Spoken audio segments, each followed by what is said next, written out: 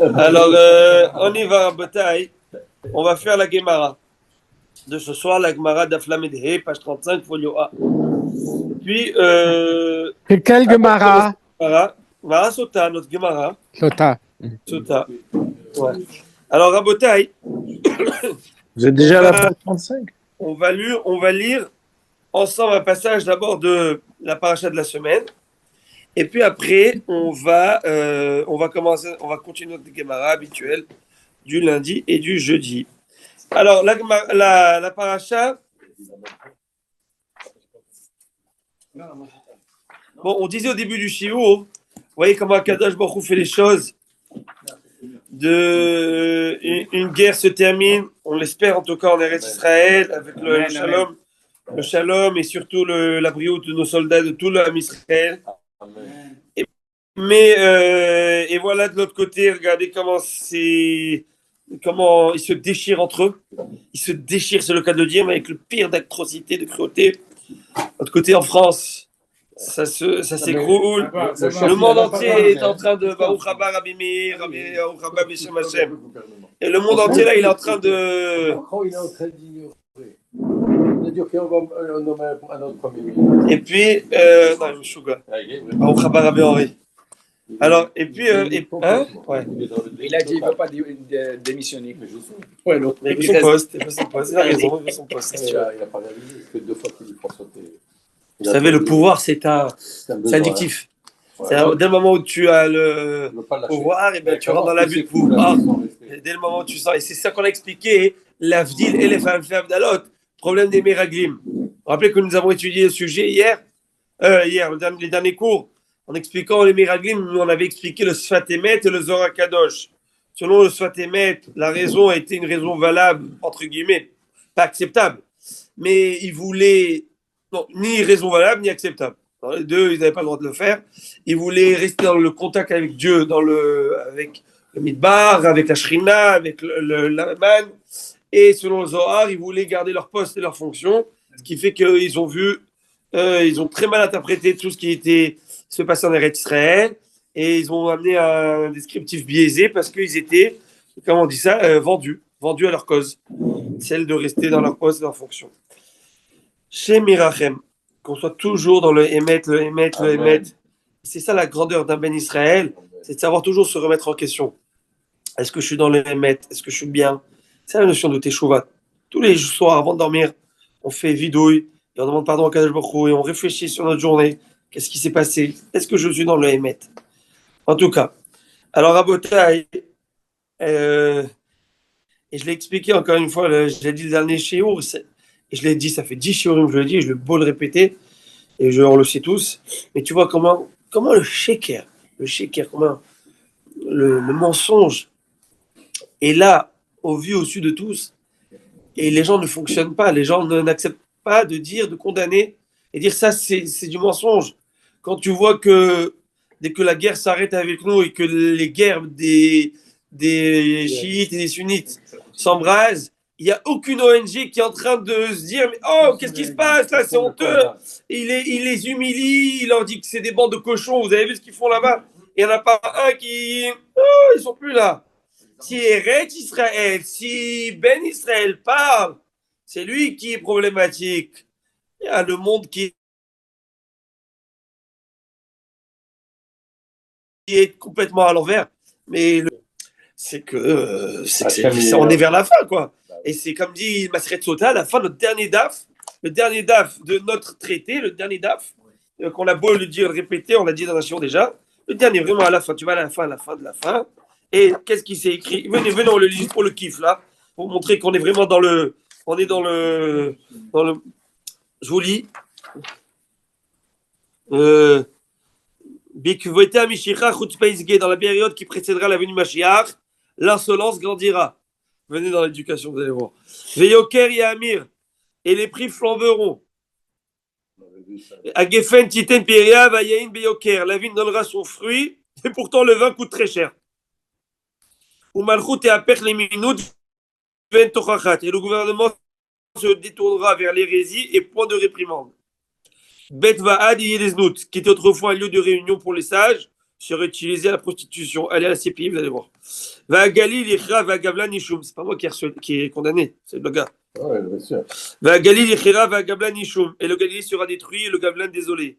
Va Nche, Agivou, les sauvez-vous, mais les gens qui habitent aux frontières erreront d'une ville à une ville. Malheureux, ils sont Pas moi qui lis là. Velo Yechonenu, mais ils ne seront pas secourus. Ve Chochmot, Sofrim, Tissalah. Et la sagesse des scribes s'abîmera. Les sages. Veire, Haitimasu. Et ceux qui craignent la faute seront méprisés. Les religieux. Les datim. Ah, Dieu, tu me mets partout, Dieu.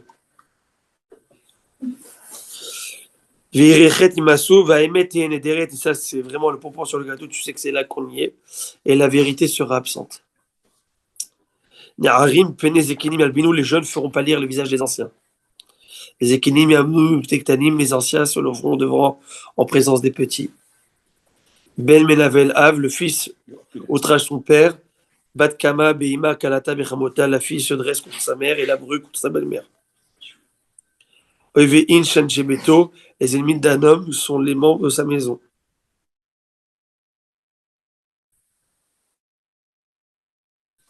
Pnei Ador qui pnei Abenomi. Tu ne lèves pas les yeux. Ve'alma, Yeshlanu Lishaen. Alors maintenant, qu'est-ce qu'il nous reste? C'est la fin des haricots, je veux dire. Alors là, tu viens de me dresser. Ve'alma, Yeshlanu, Alma Yeshaen. Alors sur quoi pourrons-nous nous appuyer? Et là, la vie nous chez Shamaim, sur notre Père au ciel. Et c'est notre Père au ciel.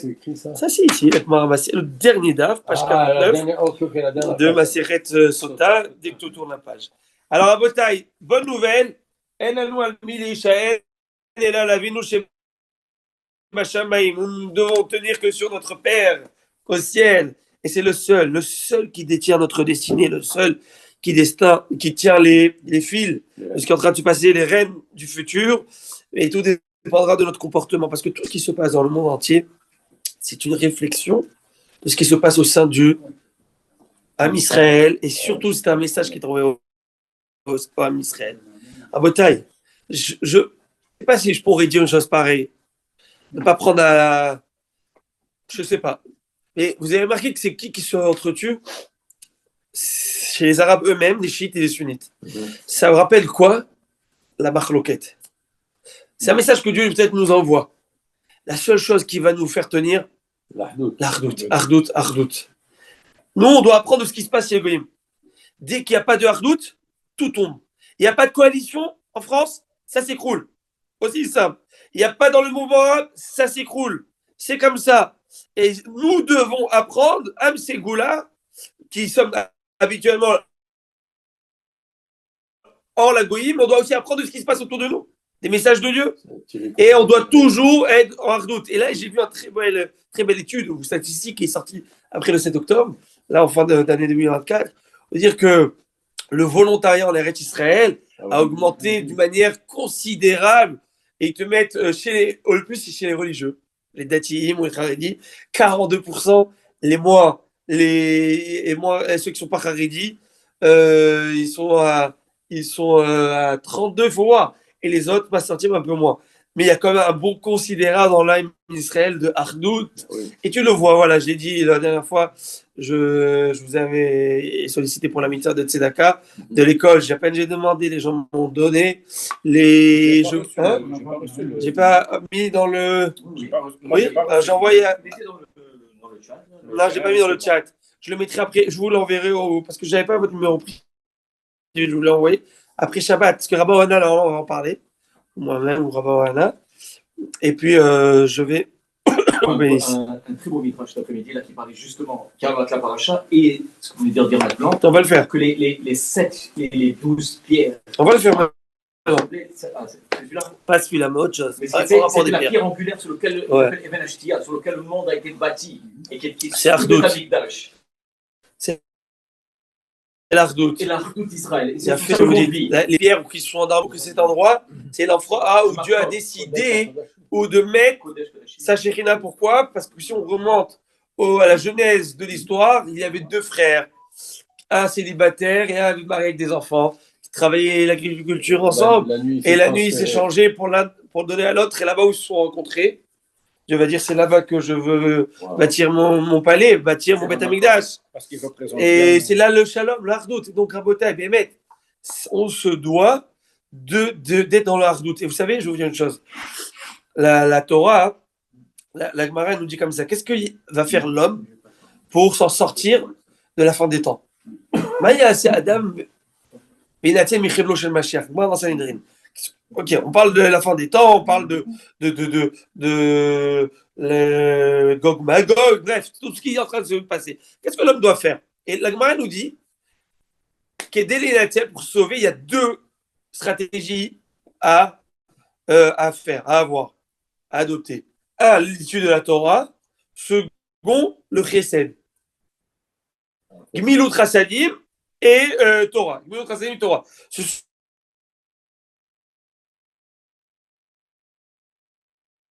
sont ces deux pôles qui vont t'aider, ces deux choses vont t'aider.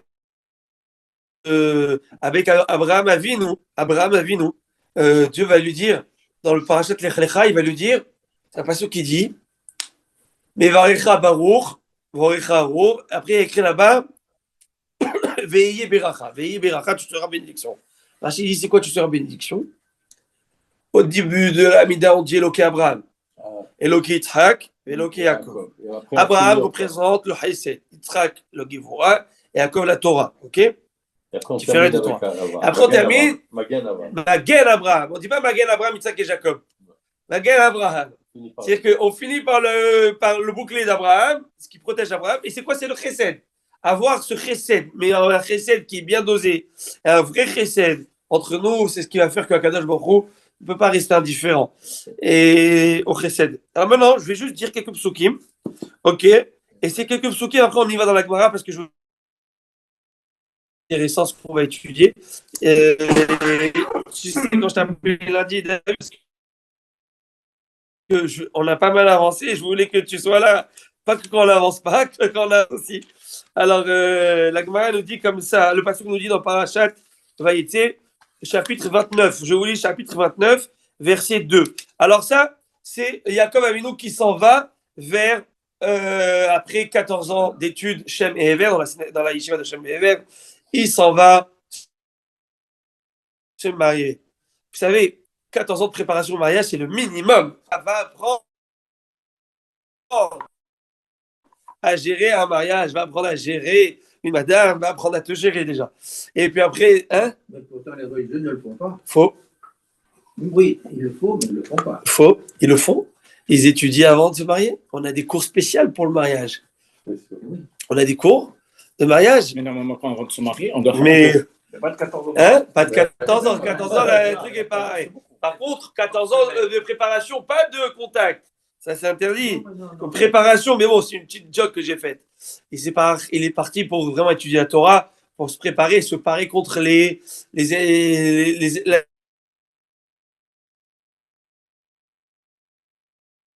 négative de la vanne.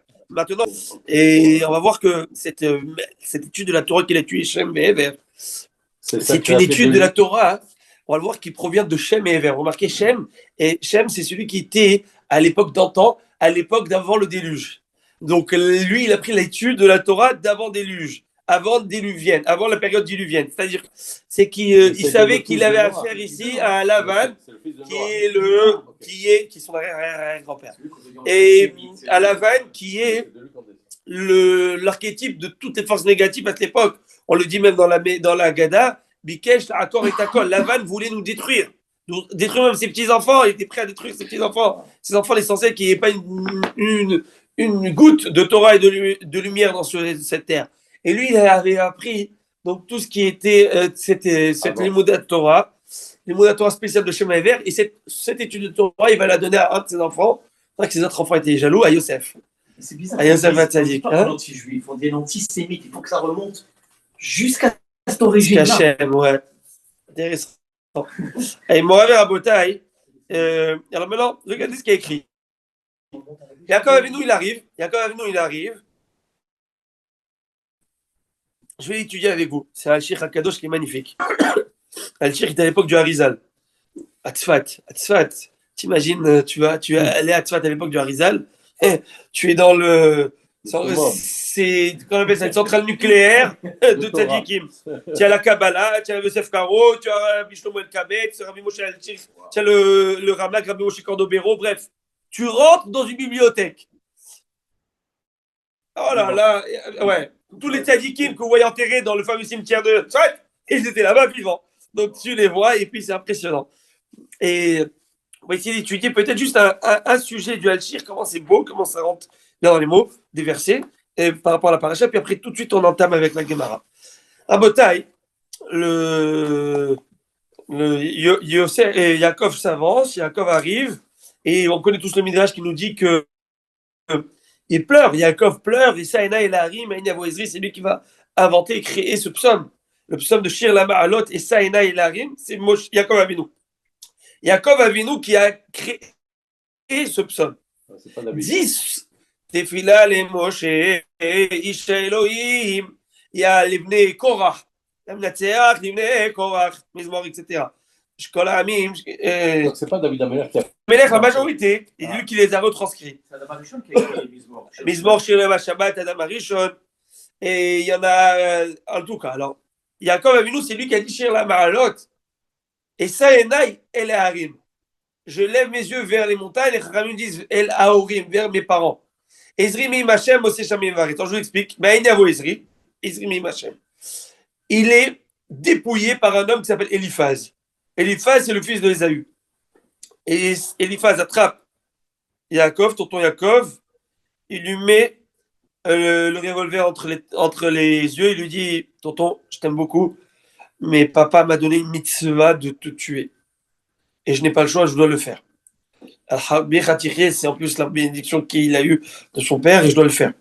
Et il dit, tu peux pas me tuer. Tu sais quoi? Je vais te donner l'opportunité d'accomplir la mitzvah de ton père sans me tuer. Dépouille-moi de tous mes biens. Et un homme qui est dépouillé, qui n'a pas de quoi vivre, c'est comme si il est mort. Qu'est-ce que tu veux que je fasse?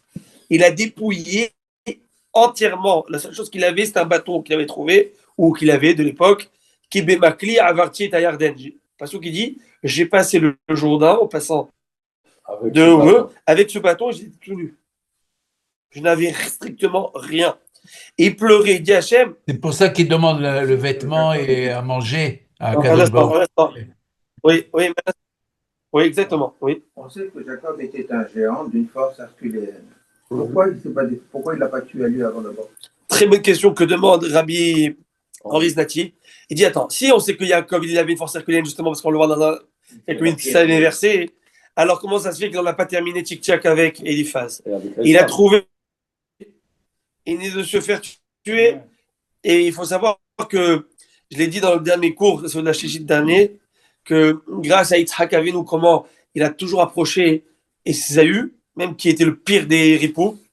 Eh bien, ces moments-là, ce qui fait qu'il a approché, donc ses petits-enfants aussi, Eliphaz, ce qui fait que à ce moment-là, il a quand même écouté Jacob, il ne l'a pas tué.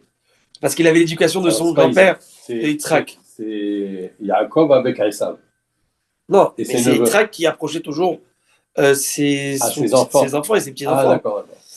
Donc, et Esaü va te donner cette mitzvah à son fils, et là, il va dire, regarde, fais ce que tu as à faire. Prends toutes mes affaires. Et là, il arrive, il dit à Kadosh Baruch Hu, il pleure parce qu'il dit Yitzhak, quand Eliezer était parti chercher une femme, il est venu avec un manuscrit écrit de la main de Abraham Avinu où il y a ce qu'on appelle le legs de tous ses biens à Yitzhak. Il donne tous ses biens à Yitzhak Avinu.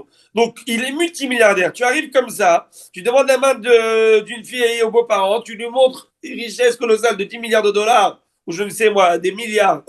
Et que son père, c'est Yitzhak Avinu, le tzaddik, donc il a l'argent. Il y a les midot. Et il y a la belle-mère en plus est décédée. Alors, il y a tout ce qui va. Hein. Alors, qu'est-ce que tu veux? Alors, c'est jackpot. Il dit, mais moi, j'arrive, j'ai rien. Mais il y a Moïse, tout va venir mon aide. Et là, il dit, Jacob, il dit, c'est un passage très connu en Haftara. Alo yadata, imlo shamata, eloke olam Hashem, boré ketzot haaretz. Est-ce que tu n'as pas entendu? Est-ce que tu ne le savais point, Jacob, que je suis le créateur du monde, qui ne se fatigue point et qui ne fait point d'efforts, c'est-à-dire que je détiens tous les pouvoirs. Et là, Jacob il a dit, mais voyons, c'est quoi cela? Ezri mi Hashem, mais mon aide viendra d'Akadosh Baruch Hu. Ezri, c'est l'aide. Mais aussi, comment s'appelle la compagne, la femme dans la Torah? Ezer Kenegdo, Ezer, Ezri. Il m'enverra. Il arrive, il a pas le sou. Il arrive. Et là, il arrive vers Haran, vers l'endroit de Lavan. Je vous lis les psukim. Ces psukim sont très intrigants dans le pshat. On va lire le pshat. Si la Torah nous le met, si la Torah nous met ces versets, la Torah, je vous ai dit, c'est un guide. Donc, c'est quoi un guide? On doit apprendre de chaque chose. Les histoires, c'est pas des histoires de légendes de princesses avant de faire dodo. On doit apprendre tout ce qui se passe. Et il y a des milliers d'explications sur chacun des versets. Je vous lis l'histoire. Yaakov Avinu, il arrive. Il arrive dans l'endroit, dans la ville. Vaïssa Yaakov Raglav Elech Artsa Benekedem. Yaakov souleva ses pieds. On dit prendre ses jambes à son cou et se dirigea vers la terre des habitants de l'Est. Il vit, et voici un puits dans le champ. Vaïyayar Vine Be'er Basadi. Un puits dans le champ. Vine Sham Shlosha Edreton Rovtim Alea. Et voici qu'il voit trois bergers, trois troupeaux de menu bétail, Rovtim Alea, couchés à côté. Kimina Be'er Aï Ashkuko Hadarim, parce que de ce puits qu'on abreuvé les animaux, le troupeau. Le troupeau, pas les animaux, le troupeau. Et il y avait une grosse pierre sur le puits. Donc, très connue cette histoire. Il venait sous Shama Kola Adarim. Et tout le monde devait se rassembler, tous les troupeaux devaient se rassembler. Et avec tous les bergers, Vegalelo et Taeben, et tous les bergers devaient faire tomber ou soulever cette pierre. Vishku et Tatson pour abreuver le troupeau, et donc leur manière de faire, c'est de prendre, de mettre la pierre, etc. Et de l'enlever. Yaakov arrive, touriste, mais les amis, d'où vous êtes? On est de la ville de Haran. Il va leur dire, est-ce que vous connaissez Lavan, le fils de Nachor? Lavan, il dit, ouais, on connaît cet homme. Il demande est-ce qu'il a la paix, est-ce qu'il va bien? Il va bien. Et voilà qui arrive avec le troupeau, la fille de Lavan, Rachel, sa fille. Et donc là, il y a Vayomer. Jacob dit, mais le jour ne s'est pas couché, pourquoi vous êtes là tous autour du puits? Allez au pâturage. Abreuvez les animaux. Abreuvez le troupeau, faites-le boire, et allez-vous-en, faites votre job. Vayomeru, d'abord ça il se met, de quoi tu te mets? Vayomeru, l'onuchal, adasher yasu kol adarim. Non, on ne peut pas, parce qu'il faut qu'on soit tous ensemble, afin de soulever la pierre qui est très lourde. Vishkenu atzon, on fait boire le troupeau. Odinu medaber imam, on est en train de parler, ils sont en train de parler. Et vers Rachel, et Rachel, elle arrive, avec le troupeau de son père, parce qu'elle était bergère. Vaï cacher Yaakov Rachel. Wow, Yaakov voit Rachel, la fille de Lavan, sa nièce. Ve'etson Lavan avec le troupeau. Vaï cache Yaakov. Yaakov. Sa cousine. Achimo, j'ai dit Achimo, c'est sa cousine. La fille, hein? La fille de son oncle. C'est son nom, c'est sa La fille cousine. de son oncle, c'est sa cousine. Ouais, vous avez raison. Achimo, sa cousine. Ve'etson Lavan, Achimo, vaï cache Yaakov, vaï gel et Taevet. Yaakov, il arrive, il fait soulever la pierre. Mais Al-Piaber, Vayash Ketson Lavan Achimo. Il fait boire tout le monde. Yaakov, il voit Rachel, il pleure. Alors là, si tu lis cet épisode, on dirait un petit film d'amour. Là, il vient. Coup de foudre. Ah, la Torah, elle parle pas du coup de foudre. La Torah, elle parle de choses beaucoup plus profondes. Voyons. C'est le coup du chameau. Rachid, il est magnifique. Rachid parle. C'est pas le coup du chameau? Hein? Alors, Rachid, C'est pas le coup de foudre, c'est le coup du chameau. Et pourquoi tu vois ça maintenant? La première fois que tu vois ta femme, je veux dire, il y a des beaux souvenirs. Non, tu vois maintenant que tu vas pas être enterré avec elle. Ok. Et là, on connaît tous l'histoire que Rachid dit. Papi, mon papa, il est venu blinder pour donner à sa femme. Moi, je suis venu avec 100 le sou. Qu'est-ce que je vais lui donner? Avec un bâton. Je vais lui donner quoi? Un bâton, je vais lui donner quoi? Un bataille. Alors ça, c'est toute l'histoire. Ok. Le Al-Shikh Hakadosh. Tu dis, bon, pourquoi on a besoin de savoir tous ces détails? Il y a 3 troupeaux, 3 personnes, on attend. Et il y avait une pierre. Franchement, c'est pas pertinent pour la suite des événements. Et c'est pas pertinent pour ce qu'on a dit comme ça. Il dit c'est un remède, soit c'est une allusion sur le galoute et ce qui va se passer durant l'exil, notre exil, l'exil du Israël. Il dit, Yaakov Avinu, il a vu par prophétie, Vayar veine ber basadé. Il voit qu'il y a un puits dans le champ. BR, c'est le Beth Amikdash. Le puits, c'est le Beth Amikdash. Pourquoi? Parce que le puits, qu'est-ce qu'on fait avec un puits? On s'abreuve. C'est l'eau de vie.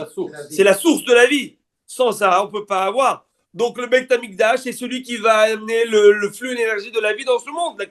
C'est très bien la Beracha. Et où elle se situe? Bassadé. Le Beth Amikdash, comment il est intitulé dans les livres de la Bible?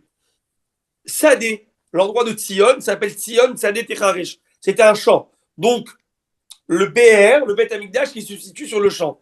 Et c'est ça que tu dis. Yaakov Avinu, il voit BR. Il voit le Beth Amikdash qui se situe dans le champ. C'est ça qu'il voit. Et il voit 3 Edretson. Il voit 3 troupeaux, 3 bergers qui attendent. C'est qui? Kohanim, Lévi'im, Israël. C'est les 3 qui forment le Ham Israël, qui sont au Beth Amikdash pendant chaque instant. Les Kohanim et Lévi'im, Israël. Alors pourquoi vous êtes là? Il leur demande à Yaakov, qu'est-ce que vous faites ici?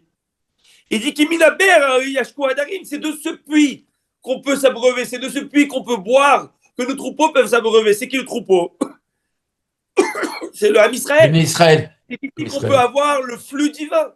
Et rappelez-vous que Simcha Bet HaShoeva, durant le Sukkot, on partait tous pendant les 3 fêtes du pèlerinage pour avoir la beracha spirituelle et matérielle. Et la Gemara nous dit, si les Romains savaient, si les Babyloniens savaient combien de Beth Amikdash amène de beracha dans ce monde, ils le protégeraient pour pas qu'il soit envahi, conquis et détruit. Donc, pour nous dire, c'est d'ici qu'arrive toute cette bonne énergie, tout ça arrive, cette beracha. Alors, il dit, le problème, c'est que tout est bloqué, il y a une pierre. La pierre, c'est quoi, Rabota, la Gemara Masret Souka nous dit qu'il y a 7 noms au Satan. Le Satan, il y a 7 noms, le Shaitan, le Yitzhara. Un des noms, c'est Even, la pierre. Fois, tu fais blocus. Fois, tu as un cœur de pierre. Tu n'arrives pas. Tu as beau essayer de faire rentrer la Torah, la Kedusha, avec tous les bêtises que tu as pu faire, eh ben, c'est de la pierre. Et tu es imperméable. Alors, cette pierre, c'est le Yetzerara. Le Yetzerara de l'époque, le premier Yetzerara du premier Beth Amikdash, ce qu'ils voient de manière chronologique, c'était leur Avodah Zara. Idolâtrie, ils adoraient faire de l'idolâtrie. Quelque chose qu'on ne peut pas comprendre aujourd'hui. Pourquoi? Parce qu'on va le voir. Et ils voulaient faire de l'idolâtrie, ils aimaient. De la même manière qu'il y a aujourd'hui l'attirance des sexes opposés, ainsi, à l'époque, il y avait cette attirance de faire de l'Avodah Zara. Et lorsqu'ils voient ça, eh bien, venez sous Shama Kol Hadarim. Ça, ça représente le premier Beth Amikdash. Maintenant, second Beth Amikdash, il dit, à un moment, se sont regroupés on attend que tous les bergers se regroupent ensemble. C'est quoi? C'est le second Beth Amikdash. Lorsque Ezra, après 70 ans d'exil en Babylonie, on est revenu en Eretz Israël. Et c'est très intéressant parce que quand j'ai étudié sur Hidouche, j'étudie sur Hidouche, et je vous promets, Hachem, il est témoin, Kadosh, il est témoin, que c'est exactement la suite de la Gemara que j'ai étudiée aujourd'hui pour le shiur d'aujourd'hui, qu'on n'aura pas le temps de faire. Mais c'est exactement page 36 tout en haut. On parle de ça. Que lorsque Ezra revient de Babylonie, Ezra n'a pas eu le mérite d'avoir la même ouverture et force sur le Beth Amikdash comme au premier Beth Amikdash. Le premier Beth Amikdash, c'est le roi Salomon, c'est le patron. Second Beth Amikdash, c'était avec le mandat et la permission du roi Cyrus. Donc on était sous la botte des Perses qui nous ont donné la permission de reconstruire Beth Amikdash.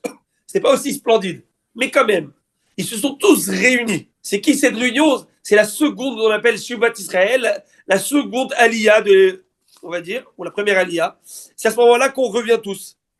Ezra et tous ceux qui ont construit le second Beth Amikdash. Et à ce moment-là, qu'est-ce qui se passe? Ils ont prié à Dieu, la Gemara dans le traité Yoma, nous disent, page 69, qu'on va tous être ici, on va lever ensemble cette pierre. Je vous ai expliqué que cette pierre, c'est quoi? Le Yetzerara. Quel Yetzerara? Le Yetzerara de la Avodah Zara. Ils ont prié, la Gemara dans Masechet Sota, d'Asamer Tet 69, qu'à l'époque, c'était tellement fort d'avoir le Yetzer Hara, de Avodah Zarah, qu'à un moment, ils ont dit à Dieu, regarde, Hachem, ça s'appelle les gens de la Grande Assemblée. Ils ont dit à Dieu, je comprends pas, tu m'as donné ce Yetzer Hara pour qu'on le combatte et qu'on ait le mérite. Parce qu'en fait, c'est quoi le mérite? Le mérite, c'est de pouvoir combattre. C'est comme une histoire connue du Rav Shvadron. Le Rav Shvadron, c'est un très grand Rav à Yerushalayim, à l'époque de...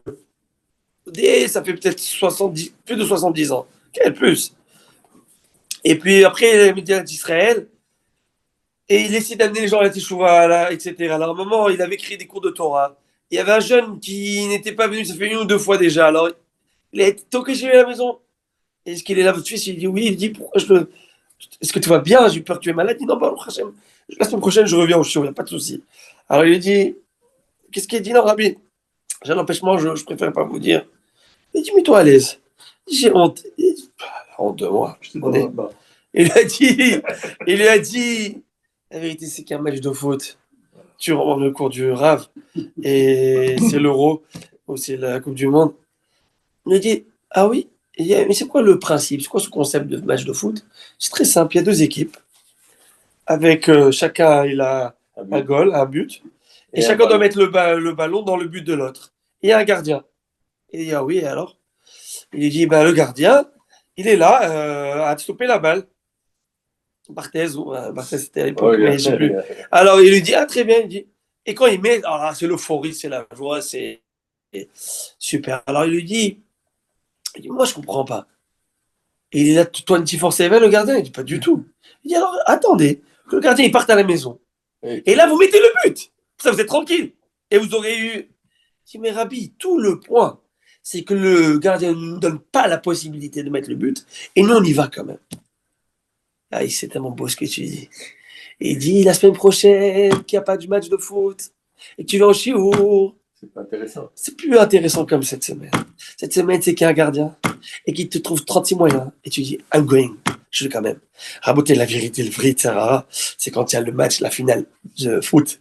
C'est la finale, qu'on appelle la Coupe du Monde. Non, le Coupe du Monde, c'est Stanley qui voit. Mais la Coupe du Monde de foot, tout le monde voit. Le foot. Et que ce jour-là, tu as le show à Torah à ce moment-là pour la première mi-temps ou la deuxième mi-temps. Aïe, aïe, aïe, ribono, chez Olam. Vous savez, même les bar mitzvot sont décalés ce jour-là. Même les mariages, personne ne fait un mariage à la Coupe du Monde. Il n'y a pas d'invité. À moins qu'ils mettent écran géant et qu'ils prévoient dans leur pas un écran derrière le truc, c'est sûr. Il n'y a pas d'invité, il faut vous dire. Alors imagine-toi, quelqu'un une Coupe du Monde, il vient et dit je n'irai pas. Alors aujourd'hui, on fait tellement de stratagèmes.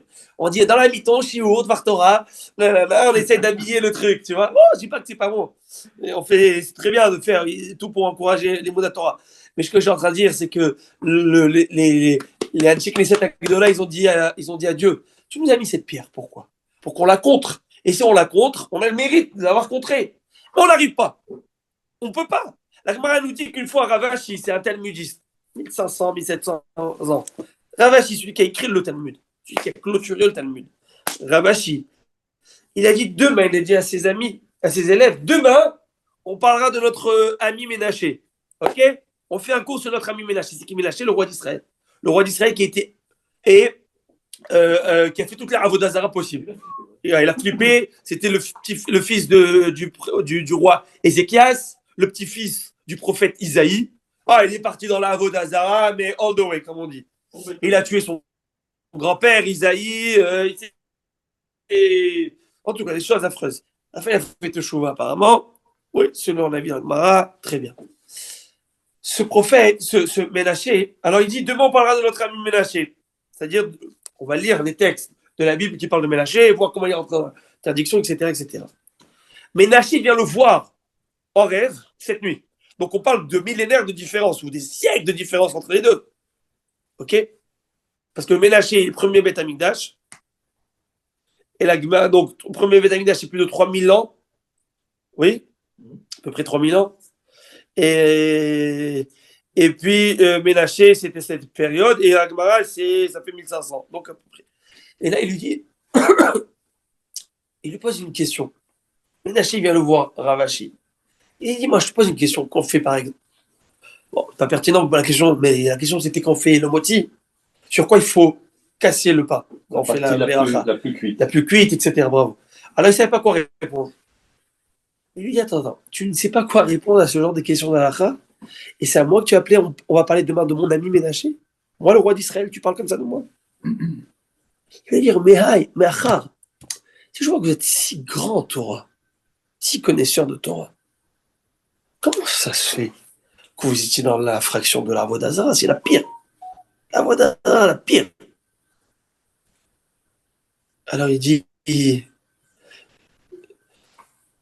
je souris parce que ma fille tout à l'heure, elle m'a fait petite. Ah, j'ai vu papa, je suis passé devant la Vodazara, je ne l'ai pas vu.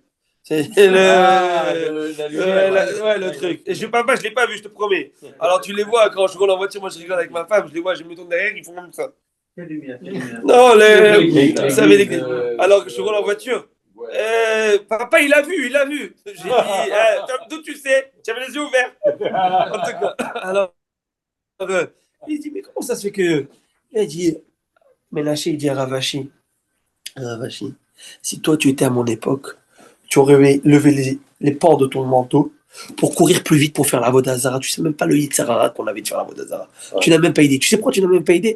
Parce que la Gemara nous raconte dans Aseret Yoma que les Anshik, c'est Ezra et tous ces gens de la grande assemblée qui étaient composés de 120 Chachamim, dont la majorité des prophètes, ils ont dit à Dieu, ça ne nous sert à rien. On n'y arrive pas. Donc si on n'y arrive pas, pourquoi tu nous mets au défi? Ils ont vu un lion de feu sortir du sein des saints du Kodesh HaKodashim. Fort comme un lion, brûlant comme le feu, ce Satan. Et après, ils ont dit, si Dieu nous écoute à ce moment-là, on lui demande de nous enlever le désir des sexes opposés. Pour ça, il n'y a pas de etc. Puis de débauche, tout est clean. T'imagines? Tu vois une publicité dans la télé sans voir une femme à côté pour te faire la truc. Tout est clean, tout est nickel. Il va lui dire, moi, il dit 3 jours, il n'y avait pas d'œuf. Plus d'œuf. La poule, elle ne veut pas aller avec le coq. Ou la coque. Ou le coq. Hein? Ou le coq, il voulait pas. Il n'y a plus rien. Ouais, plus rien. Alors, ils ont compris qu'Akadosh Baruch Hu, ce qu'il avait mis, c'était pour pouvoir pérenniser le genre humain. Et donc, c'est une bracha. Sauf qu'il faut savoir gérer. Alors, ils ont crevé l'œil du deuxième lion qui était sorti. C'est qu'ils ont enlevé l'envie des proches, des 15 proches. Mère et frère, c'était la même chose. Il n'y a plus d'envie, c'est ça qu'il n'y a plus de problème il n'y a plus ces interdictions. Voilà, il y a l'inceste, etc. Alors, Agmara il nous dit comment il nous dit bien le Al-Shir HaKadosh. Il dit, c'est ça qu'ils l'ont levé. On va tous être ensemble et on va lever la pierre. Ils l'ont enlevé la pierre. Et là, il arrive, Yaakov Avinu. Et Yaakov Avinu, il dit,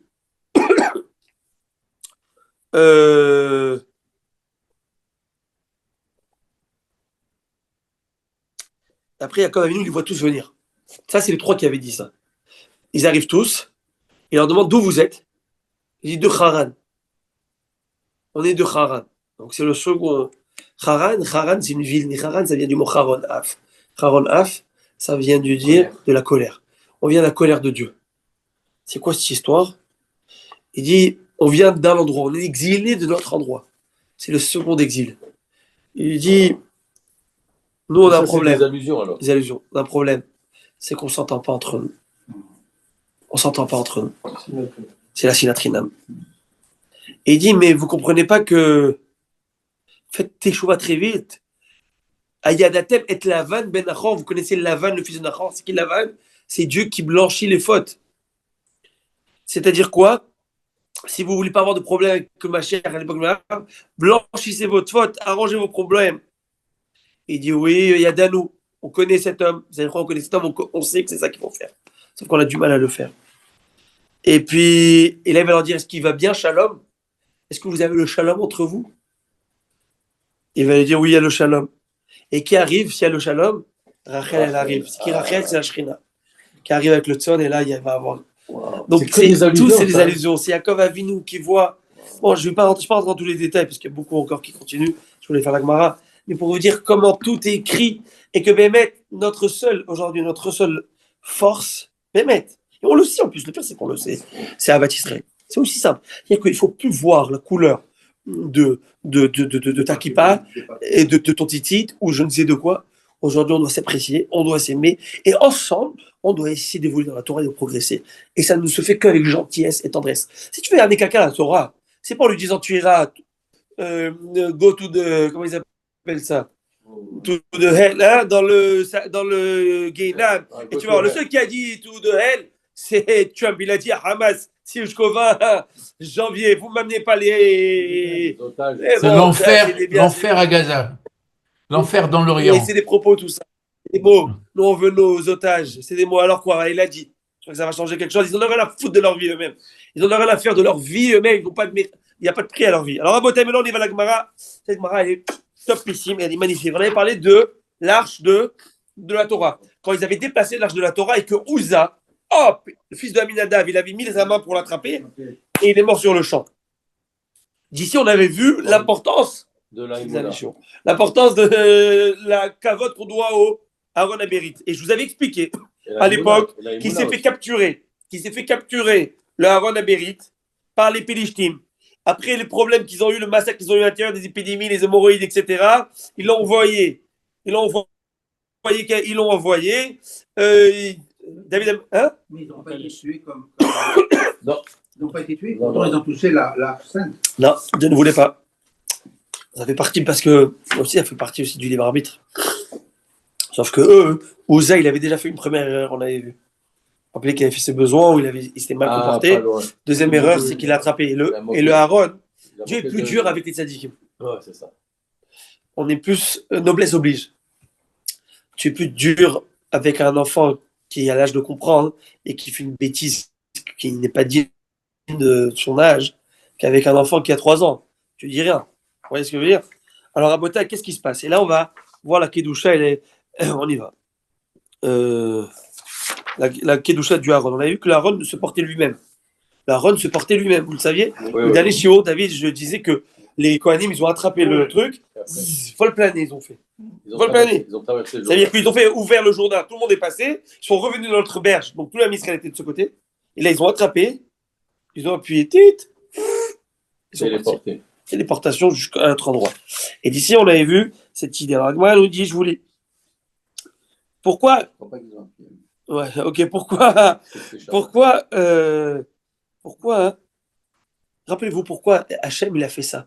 Que lorsque David Ameler, il avait pris le Aaron, l'arche, il avait déplacé de, si je ne me trompe pas, Kiryat Ye'arim pour l'amener à Jérusalem qu'il avait conquise. Il l'avait juste conquise, il voulait l'amener à Ir David.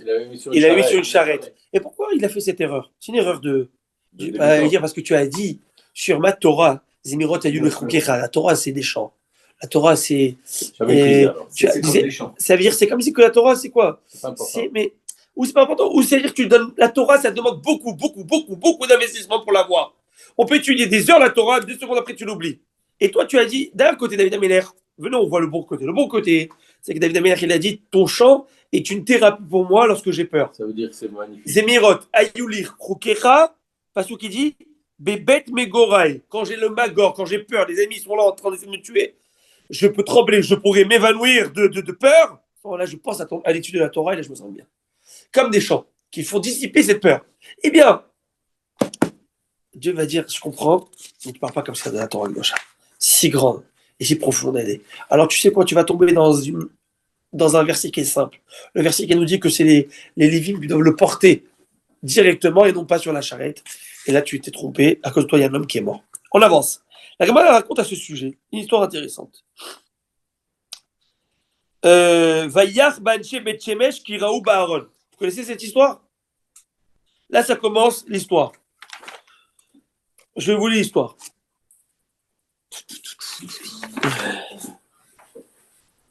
Il y a eu un autre incident qui s'est passé lorsqu'on a amené l'arche vers Eretz Israël, vers des Pélishtim à Israël. Je vous avais dit qu'il l'avait mise sur une charrette. Les Pélishtim, ils ont dit allez, on va voir si elle est guidée par satellite, par Dieu. Et ils voient qu'elle est guidée. Et là, Rabotai, elle arrive, la charrette, devant Beth Shemesh. Et à ce moment-là, Hachem frappe à les gens de Beth Shemesh car ils avaient Kiraou Baaron, car ils avaient fixé et vu et regardé fixement l'arche. C'est interdit. La Gemara dit Mishum Deraou Vayach, parce qu'ils ont regardé l'arche, ils ont été punis. Mais est-ce qu'on mérite la mort parce qu'on a contemplé l'arche? Non. La Gemara dit non. Ils l'ont regardé avec, entre guillemets, dédain et mépris. Et j'explique. C'est affreux ce qui s'est passé à Beth Shemesh. C'est qui On va le voir. Hein, C'est qui les Juifs de chez nous. Ah, c'était des Des Juifs de chez nous. Regardez ce que l'Agmara va nous dire. Rabbi Abaou et Rabbi Hazar. Deux personnes, deux talmudistes sont en désaccord. Qu'est-ce qui s'est passé? Chadamar Kotrin Mishtachin Ayou et Chadamar Milenami Amour. Premier avis, c'est que ils étaient dans les champs, les gens de Beth Shemesh, pour être en train de moissonner, couper, prendre. Et ils ont vu l'arche. Ça fait des mois qu'elle est prise en otage là-bas. Elle est venue toute seule. Elle arrive, ils voient l'arche. Tu vois l'arche? Arrête tout. Prosterne-toi à terre devant l'arche de Dieu. Ils ont continué à travailler. Ils se sont prosternés en travaillant. What? Tu vois la Shrina, la Kedusha, le Haron qui vient. Et tu continues à travailler. Mais c'est grave, c'est méprisant, c'est méprisant pour le Haron. Et nous, on le sait que l'inaction est preuve de respect. Regardez en Eretz Israël, mon père me disait quand lui, il est en Eretz Israël. Je ne sais pas si vous avez. Moi, j'étais pas froid en Israël. Pendant Yom HaZikaron, il y a la sirène. Vous avez déjà vu la sirène de Yom HaZikaron? Les gens, ils sont dans l'autoroute. Ils s'arrêtent. Ils se mettent debout, ils font. En pensant à tous ceux qui sont niftarim, tous nos chayalim, tous ceux qui ont été assassinés depuis la Kamat Medina, depuis le 48. Et on est là. Une minute de silence. Une minute de silence. On fait rien. Pourquoi on fait rien? Parce que ce recueillement, c'est par l'inaction, c'est du respect. C'est-à-dire que j'oublie tout. Je fais une pause à ce que je devais faire dans ma course effrénée, et là, je pense qu'à vous. Donc, c'est un certain respect. Mais ces gens de Beth Shemesh ne savaient pas, ils n'avaient pas cette. Si, preuve, ils se sont prosternés. Ils se sont prosternés, mais ils ont continué à travailler. Si je peux me permettre, je ne voudrais pas dire ça, Chaz Shalom. Faut pas. Mais je me dis des fois, je parle pour mon premier Malkiel. Quand j'ai tué cette Gemara, je me suis dit, tu sais, des fois, on fait notre prière, on est avec notre smartphone. Tu fais des fois avec l'application du téléphone, la prière. Tu sais, des fois, il y a des petites bannières qui sortent d'application, tu sais. Et modification, et tu vois, tu l'enlèves, tu es en plein amida. Mais je me suis dit, c'est péché. Tu es en train de parler à Dieu. Tu sais ce que je veux dire? Et tu te mets en situation de, non, prends un sido, essaie de prendre un sido. Ou tu te mets en mode avion, tu enlèves tout ce qui est autour de toi. Déjà dans l'avion, on se met en mode avion. Et toute distraction, tu parles à Kadosh, en tout cas. Et la deuxième avis, ça c'est la première avis. Second avis, non, tu crois que Dieu a été dur avec eux. Pourquoi est-ce qu'ils ont fait ça? Parce qu'ils ont dit des mots très, très, très durs. D'une virulence énorme vis-à-vis du Aaron. C'est ce qu'ils ont dit. Man Amrer Damalt Umanata Alach Dipayest. Vous avez compris? Non. Ils ont dit Man Amrer Dimant. Qui t'a mis en colère lorsque tu t'es mis en colère? Parle au Aaron. C'est-à-dire à l'époque, lorsqu'il y a eu la guerre, je vous avais expliqué, contre les Philistins, et qu'ils ont sorti l'arche pour dire on va gagner grâce à l'arche, qu'en fin de compte, s'est fait capturer. Qui t'a mis en colère pour que tu t'es mis en colère que tu ne nous as pas fait sauver? Et maintenant, Oumanata à l'arche des et qu'est-ce qui est venu à présent vers toi pour que tu sois apaisé? C'est-à-dire, qu'est-ce qui se passe qu'au début, tu nous as mis dans l'embarras, c'est-à-dire que tu ne nous as pas protégé, rien du tout, et maintenant tu viens comme une fleur. Qu'est-ce qui s'est passé? Tu parles comme ça de la Shrina, tu parles comme ça de Aaron. Le passage qui dit Vayach Baram Shivim Ish Chamishim Elef Ish. Le passage bizarre. Il frappa parmi le peuple 70 hommes, 50 000 hommes. La Gemara dit, je ne comprends pas, c'est dire quoi? Tu dis, non, tu veux dire, dis-moi 50 000 et 70, avec un vav, 50, le vav c'est le et de conjonction de coordination, 50 et 70. C'est quoi, 50 000 hommes? Non, 70. 70, excuse-moi, et 70, il n'y a pas écrit et 50 000. 70, 50 000. Ça veut rien dire. Moi, elle dit deux explications. Rabbi Abaou et Rabbi Lazare. Elle dit il y a 70 hommes qui sont morts dans Beth Shemesh et chacun de ces 70 hommes était considéré comme 50 000 hommes du Ham Israël. Leur poids et leur importance. Deuxième avis, c'est que non, il y avait malheureusement 50 000 hommes qui sont morts. Et que chacun de ces 50 000 hommes était comme le Sanhédrin. Le Sanhédrin, c'était le tribunal qui comptait 70 personnes. C'est-à-dire que chaque homme. Et là, on voit une chose. Même un homme comme les gens du Sanhedrin peuvent tomber. C'est des géants. Peuvent tomber. Vous imaginez 50 fois 50. Vous imaginez ce que c'est Ribono Shalom? Parce que tout à l'heure, je racontais aux élèves l'histoire de Hanouka. Alors, je racontais ce que l'histoire raconte, que Yehuda a Maccabée dans une journée, ou plusieurs journées, on ne sait pas combien, la révolte qu'ils avaient faite. En tout cas, Yehuda lui-même, il avait tué plus de 8000 personnes. Alors, j'aurais dit, pour vous donner une idée, c'est quoi 8000 personnes? Aujourd'hui, l'armée d'Israël, après 64 jours de guerre contre Hezbollah, ils en ont tué 4000. Avec tous les.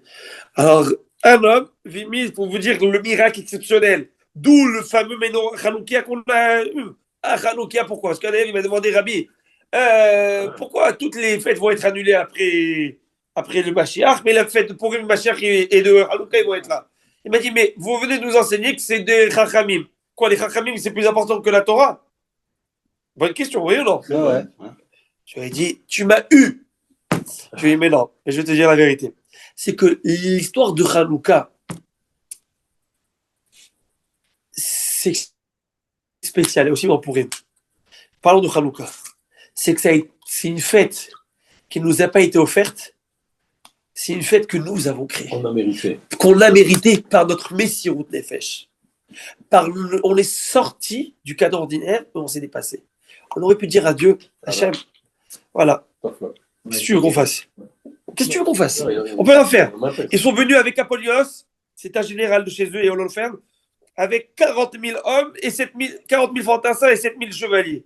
Plus les éléphants et tout ce qui va avec. C'est impossible.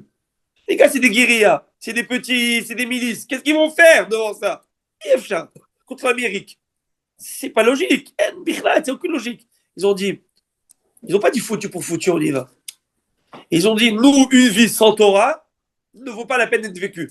Donc on y va all the way. S'il faut mourir, on mourra, mais nous, on ne veut pas vivre cette vie. Et Akadosh Baruch Hu, quand il a vu ça, il a dit, je ne peux pas laisser mes enfants qui disent, il Hachem est là et qui est pour Dieu avec moi. Mikamo Chabaïlim Hachem, Makabi, Mikamo Chabaïlim Hachem. Je ne peux pas laisser comme ça. C'est pourquoi l'armée Hanoukia, on l'allume pour le miracle et pour le miracle de la fiole. Le miracle du combat et le miracle de la fiole. Pourquoi le miracle du combat? Parce que ce n'est pas un combat normal. Il n'y a aucune logique. Ce n'est pas une guerre, on va dire, bon, bonne stratégie, c'est impossible. Il n'y avait rien. Et donc, ça miracle. Ils partaient perdants. Et Akadosh Baruch Hu va leur dire, ils étaient forts, ils avaient une émouna. Ils ne partaient pas perdants, ils partaient avec une émouna en Dieu. Non, mais ça veut dire que tous les pronostics étaient contre eux. Ils ont prié dans Mitzpah, c'est l'endroit qu'ils ont prié. Ils ont prié. Ils ont dit, Hachem, nous on y va. On sait que tu es avec nous. Et ils ont gagné la guerre. D'où la fameuse. C'est pourquoi toute la période, Raphaël Paladi, il écrit, oh Rav, il vivait, je pense, en Turquie. Le Raphaël Paladi, il écrit que si depuis Rosh Chodesh Kislev jusqu'à la fin de Kislev, tu ne te plains pas à Dieu, tu dis merci pour tout ce que tu as, eh bien tu auras beaucoup de Yeshuot. Rappelez-vous de ça.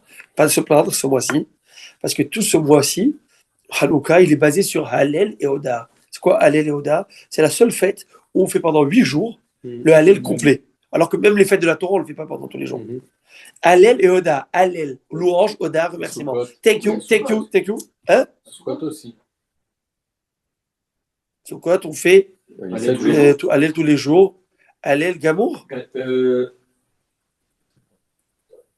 Shmini Atzeret. Oui, on fait, mais pas. Oui, on fait. Non, durant le Pessah, c'est sûr qu'il n'y a pas Hallel Gamour. Il n'y a que le premier jour. Ah. Mais il y a le Hallel. Sukkot, non? Sukkot, on fait tous les jours. Oui, non, le Hallel, j'ai compris. Mais Hallel Gamour. Tout le Hallel. Le complet. Mais Hallel Gamour. Hallel Gamour, on fait que le deux premiers jours. Et Shmini Atzeret et les derniers jours. Mais là, tous les jours, Hallel Gamour, il n'y a pas de Moussaf, parce que ce n'est pas une fête de la Torah, j'aurais dit. Il n'y a pas de Moussaf. Mais on fait Hallel Gamour. Hallel Gamour, remercier Dieu. Chaque détail. Tiens, toi, dis merci. Tu ne fais pas partie de ceux qui sont sur la rue là-bas. Comment elle s'appelle? Sainte-Catherine, Notre-Dame. Il n'y a même plus de place, ils ont dit. Ils ont dit c'est surbooké. C'est surbooké. J'ai vu une étude à New York. J'ai vu ce matin, ça m'a fait de la peine. 350 000 itinérants. Un élève sur 8, il vit pas dans une maison. Il vit dehors dans la rue. Un élève, un enfant, sur 8. C'est-à-dire, quand tu te lèves et tu vois pas au Hachem, tu rentres dans la maison. Tu ouvres le frigo, tu as de quoi D'abord, tiens un frigo. Tiens, un frigo. Et après, tiens de quoi mettre dedans. Tiens l'électricité, tiens la chaleur, tiens tout ce qui va avec. Bon, non, alors là... non, mais vous voyez ce que je veux dire. Et ça, malheureusement, vous savez, malheureusement, on est, comment? Toute chose pour acquis. Si tu remercies Hachem pour chaque détail, ta vie, elle est différente. Rabbi Harry, tu rentres ce soir à la maison, tu embrasses ta femme et tes enfants, enfin vous tous, et vous dites à Kadosh Baruch Hu, tu embrasses ta maison, tu dis Hachem, Toda que tu m'as donné ça. Toda qu'on a une communauté. Toda qu'on se retrouve jeudi soir ensemble. Qu'on se retrouve ici ensemble. On est des amis, on s'apprécie, on s'aime. Pour ça, il n'y a pas de prix à ça. Il n'y a pas de prix. Des gens qui vivent dans leur château, avec tout l'argent qu'ils veulent, ils n'ont pas de famille, ils n'ont pas d'amis. Moi, j'ai parlé à quelqu'un miskin, fait partie de l'administration de chez moi, il est juif. Je lui ai dit où tu vas prier, il m'a dit, il s'appelle Shari Zayen, synagogue. Ouais. Alors il me dit de Shalom Shelter. En tout cas, alors je lui dis alors, nous, je le parle. Et je lui dis alors, je lui dis à la famille, il me dit non, j'ai ni père, ni mère, ni frère, ni soeur, ni enfant, ni rien. Je lui ai dit, voilà, je lui ai dit, je ne l'ai pas dit, je lui ai dit, monsieur B, je suis ton fils. Mes enfants sont tes petits-fils. Tu mets tes filles. En tout cas, mais non, c'était la nuit, je ne peux même pas lui proposer. Mais je lui ai dit, et quand j'ai vu ça, je suis rentré chez ma femme, je lui ai dit, mamie, on a des gens qui pensent à nous. Tu sais, Shabbat, on s'invite, on a des amis, on a des choses. On va à la synagogue, on s'embrasse, on a une communauté. Il m'a dit, j'ai été dans les holidays. Les holidays, c'est les fêtes, une fois, parce que je n'étais pas très... Oh non, chez Lola, ma bataille. Vous voyez ce que je veux dire? D'avoir ça, d'être Mekir Tova à Dieu. Arrêtons de prendre tout pour acquis. Lorsque tu vois ça, c'est ça qu'il explique, le Rav Simcha Zissel de Kelem. Le Rav Simcha Zissel de Kelem, il pose une bonne question. Il dit, on fait 8 jours de Hanouka. La question très connue du Beth Yosef, Rav Yosef Karo, on devrait faire que 7 jours. Parce que la fiole dure 24 heures, elle a duré 7 jours de plus. Donc la première journée, ce n'est pas une mitzvah. C'est pas un miracle, je veux dire. C'est pas un miracle, c'est normal. Elle dure 24 heures. Merci. C'est comme si ta Tesla, elle roule pour 365 km x 8. Les premiers, c'est normal. Les prochains, c'est un problème. À Kadosh Baruch Hu leur a mis un supercharger, ils ont été allumés. Comment ça marche? te dis le Beth Yosef, il donne plusieurs réponses. Une des réponses, c'est qu'ils ont divisé en 8, chaque soir ils ont mis un huitième, donc elle ne devait pas durer 8e, etc. Le Rav Simcha Zissel, il donne quelque chose de très beau. Et il donne une réponse magnifique et qui est d'actualité à ce que l'on dit. Et qu'est-ce qu'il... On a fini le chiot, mais j'ai pas eu le temps. Mais je vous le dis. Il dit, ils ont allumé 2e jour, waouh, ça reste allumé, 3e jour, ça reste allumé, 4e jour, ça reste allumé. Ils ont dit, on comprend que même le 1er jour, qui a décidé que l'huile doit être inflammable? Qui a décidé que l'huile doit être combustible? Je comprends que si 2e jour, c'est pas normal et ça marche, 3e jour, c'est pas normal et ça marche, et pourquoi ça marche? Parce que Dieu a dit, tu vas marcher. Je comprends que même le 1er jour, c'est Dieu qui a dit que ça va marcher. Et cette fameuse histoire de la fille de Rabbi Haïna Ben Dossa qui s'est trompée avec le vinaigre et l'huile. Avec le vinaigre. Il dit, papa, j'ai pas d'argent, il n'y a pas d'argent de quoi acheter de l'huile. C'est Shabbat dans 2 minutes, je fais quoi? Il dit, mamie, de quoi tu stresses? Why are you stressing out? Celui qui a dit que l'huile va marcher, le vinaigre va marcher. Vinaigre marche. Et le vinaigre s'est allumé. Ils savaient que l'huile allait marcher puisqu'ils allument avec de l'huile. Oui, mais Rabbi Aaron, qui a dit que l'huile doit être inflammable? Oui, mais qui a dit que l'huile est inflammable? Que l'huile, que les atomes, les molécules d'huile sont inflammables? À l'origine. À l'origine. Qui? Akadosh Baruch Hu, ça c'est un cadeau de Dieu. C'est un cadeau qui a fait que l'électricité marche. Ce cadeau du confort que Dieu nous met autour de nous. C'est pour ça qu'ils ont dit Hachem, peut-être pendant beaucoup de temps, on doit te dire merci pour ce qui est acquis, ce qui est normal, ce qui est ordinaire. Et bien aujourd'hui, on va faire 8 jours. Pourquoi 8 jours? Parce que le 1er jour d'abord, on va dire Hachem merci pour tout ce qu'on pense que c'est normal. On marche en santé, on vit, on a un petit bobo de la vie. Dis merci à Kadosh Baruch Hu. Tu vas avoir du chizouk. Venez peut-être un jour. On va se faire un petit dimanche matin, tous ensemble, on va aller à l'hôpital juif, on va faire Bikur Cholim. Je vous assure qu'en sortant de l'hôpital juif, on va prendre un 50 cup, un petit café. On va dire merci à Kadosh Baruch Hu. Et tu vas voir là-bas toute une liste. Tu vas voir ici le côté dialyse. Merci Hachem que je ne suis pas dans les dialyses. Tu vas voir cardiologie, merci Hachem, tu vas prendre de cœur. Tu vas voir grossesse, bon, tu dis merci. Ouais, tu dis merci Hachem, tu parles grossesse aussi. Ouais, parce qu'avec les beignets, c'est le miracle de Hanouka, ils ont dit tu en manges un, ça reste 8 jours. Bon, Rabotai, je vous souhaite Shabbat, Shalom. Mais vous savez, comme j'ai dit, vous voyez, j'étais grippé au début, vous m'avez enlevé la grippe. La Gemara nous dit que celui qui rentre visiter un malade, il enlève 1/60 de la grippe. Donc, si vous étiez 60, j'aurais eu Rabbi Hanania ben Akash Omer, Rabbi Hanania ben Akash Omer, Ratza Kadosh, va au les accords d'Israël, il fait faire le Belaim Torah Mitzvot, et les mains dans le Hafet et Manzito, il a dit Torah et Yadir Kaddish. Amen. Amen.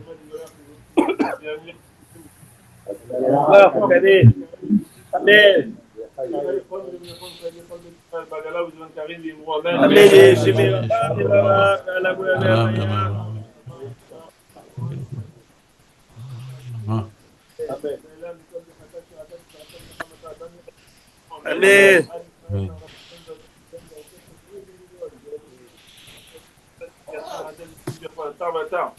ידענה ולכל ולכל של המכינה וחיסדה בחיי הריחום זוני רבי ברכה מן קודה ולעם הרי שמיה והרב אמרו אמן אמן יש גם הרבן שמיה אבל לשמוע מלחמה ולדבר כמו כולם ולכל לכפרה ורבה והצלה אמרו אמן ולחמה